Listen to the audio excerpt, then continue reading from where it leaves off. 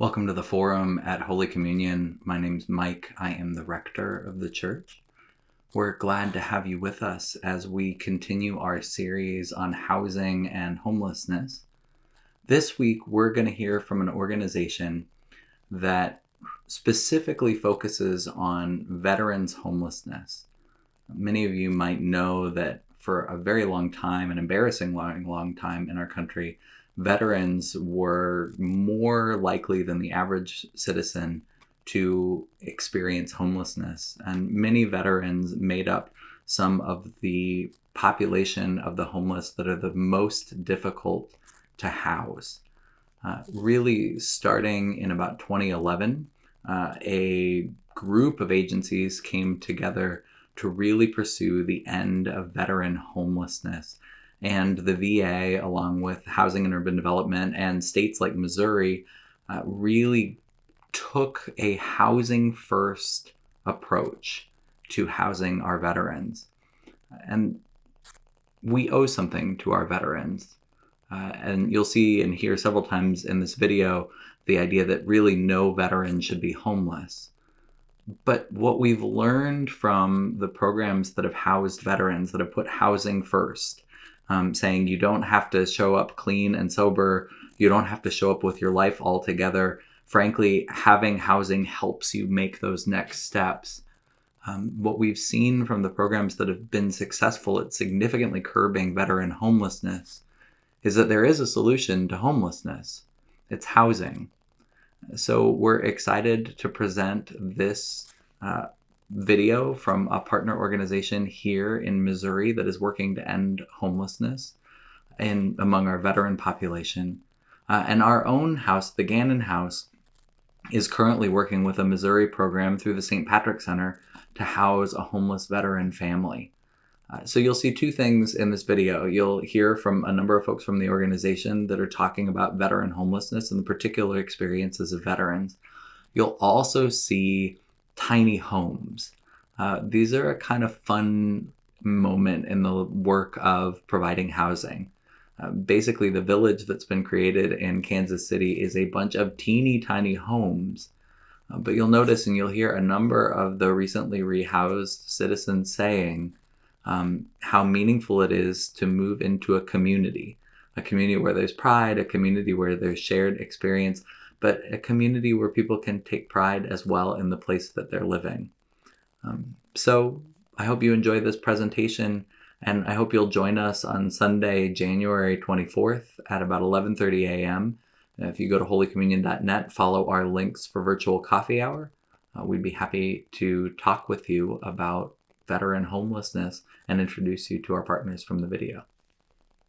Welcome to Veterans Community Project. My name is Brandonn Mixon, Chief Project Officer and co-founder of Veterans Community Project. We have Scanlon here today. Really excited to share our message with you. We have 3 awesome videos. Stay tuned to the video in the end. One of my brothers is going to be telling you his story and what VCP means to him. Again, really excited to have you guys here today. Really excited to hopefully see you guys in person here soon and break bread. Again, want to introduce myself and say welcome to Veterans Community Project. Look forward to meeting you in person soon.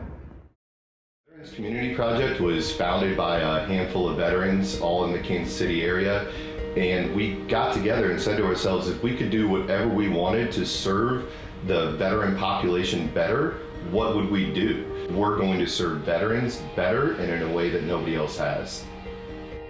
Veterans Community Project as a whole has become more than just a group of tiny homes. It has become a place of refuge for any and all veterans in Kansas City, a place where anybody that is really wanting to get connected, you walk through our doors and we're going to help you figure out what it is that you need. And we don't offer this one-size-fits-all type of cookie-cutter program. We actually get to evaluate and build connections and really get to know what it was that led to the men and women that had become homeless, and really work on those things to help so that when they end up moving out of here, that they're not ending up in that same situation. Every person that we have living in this village has a different story, and a lot of them have spent years chronically homeless, and some of them are really fresh OIF, OEF veterans that are just now starting to experience that instability. They get to be able to get that pride of being a veteran again. So when a vet walks into our outreach center, this is kind of where everything begins for them. We can start the process on housing, or if it's assistance, emergency assistance funds. They get to come in, we sit down, we get their story, start to get to know the vet, develop that relationship to build that bond and that trust, and then we can kind of go from there. So we're the funnel here, and we can get them out to whatever resources it is that they're needing. We've been able to create those strong relationships and networks to where the veteran can come in and we will not say no, whether we assist them ourselves or we know somebody that will assist them. Here in our village of Kansas City, we do have 49 houses. Of those, we have 4 that are designed specifically for family units, and then the 45 others are all designed to have just a single individual in them. In this community center, we also have our offices for all of our case managers, and the fact that it's actually embedded in the heart of this community is such a value to all of us. The best part about it is being able to be here and on site, being able to offer support at a moment's notice. The minute any veteran moves in here, they not only have a roof over their head, but every single thing that is put inside of those houses immediately becomes their property. We are extremely pet friendly. Seems like everybody has a relationship with all these different pets that their neighbors have. These animals bring so much value into this community. People are out giving their dogs walks. It's just a really active place where you get to see different faces and people out. Oftentimes in the community, you see guys that'll make a bowl of chili or make a barbecue, and they're out sharing their food with any of the neighbors that would want some. I think one of the biggest reasons why a lot of people love this nonprofit and love to get involved, because it creates a positive avenue for you to be able to give back. Everybody can get involved in whatever level you want to. We're going to create a lot of different volunteer opportunities. Volunteer opportunities could be flipping the houses, to helping us build houses, to sorting out food, doing food packs. The volunteer opportunity is here. That's what it's about. Again, building and making a difference here at VCP. There's a need for VCP in every single city, regardless of size or population. So right now, we are working on a national expansion. Veterans Community Project gives everybody a chance to be directly involved in the assistance and impact in another veteran's life. This is an opportunity when you join with us, when you support us, to be much more than just thankful for veterans. It's an opportunity to get involved, and we can't do it without you. Help us end veteran homelessness in the United States.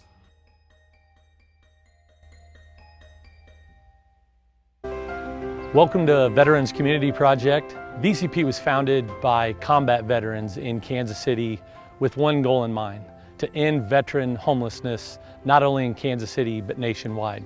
Today, we're going to give you a tour of one of the 49 houses that we have down here on our property. So this is one of our houses that one veteran would come and stay in. This house is about 240 square feet. And as you can tell, it's got all the comforts of home. These houses are furnished 100% by the community. When the co-founders figured out that they wanted to do tiny houses, they kind of had to figure out how to build the tiny house. And it was a combination of masking tape on a driveway to kind of lay out what they would want to stay in if they were in this situation.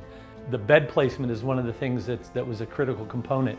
It's placed with your head in the corner to where you have a vision of your entire living space. It feels just a little bit safer. A lot of thought was brought into it. The window's only on one side of the house. The window side will always face the non-window side throughout the entire village, so windows don't ever compete with one another.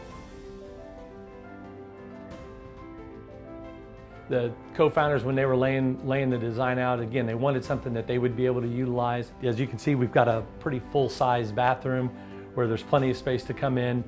When a resident walks into this house, everything that they see in this house, all the furnishings are theirs. So when they transition out, they can take everything they want with them. So one of our goals here at VCP is housing with dignity. We want these veterans to know the second that they walk in that everything in this house is brand new. Nothing is used. The bed, nobody's ever slept on this bed. Nobody's ever put their head on that pillow. Nobody's ever used the towels in the bathroom. Nobody's ever used the dishes. Everything is brand new. We feel that brings an immediate sense of pride to the veteran when they walk into this house for the first time.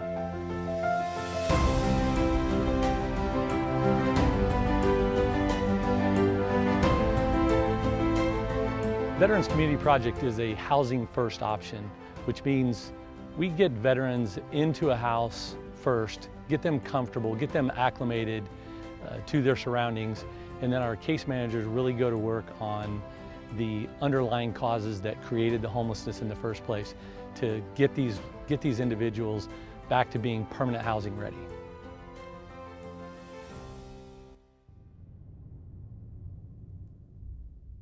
Wes Williams, Director of Veteran Services here at Veterans Community Project.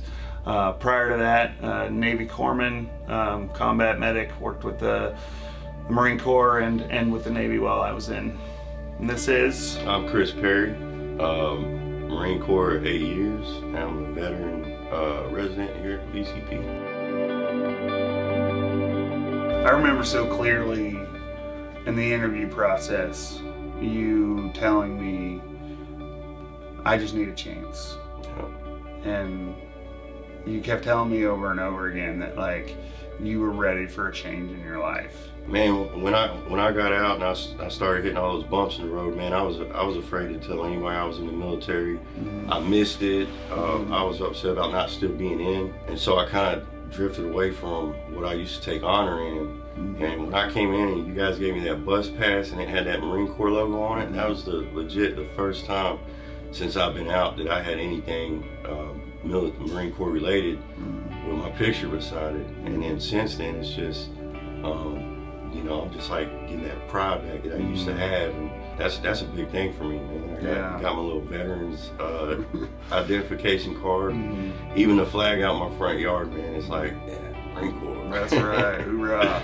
Being around all these vets, gives me that big gap, that big void that when I got out, I missed that. But being back here to VCP, we're all vet. Everybody here's vets or knows a vet. We can live beside each other and know that, hey, we got the same thing going on as that guy, but when we come together, it's kind of like that military bond you got. When I stepped into the house and had my own things after being homeless for 4 or 5 years, and that was amazing. It almost was too good to be true. Like somebody could have took it away from me. The fact that I could bring my dog here was huge. And the first day I moved in, you know, a lot of anxiety there, a lot of unknowns. You guys just left me there to absorb it all and didn't bother me again until the next day. It was able to give me the opportunity to get familiar with it and start accepting it, because it was hard to accept that it was for me. You guys not only have met everything I need, but exceeded upon that and give me a chance to, like, you know, to rediscover myself and get myself back from when I was serving.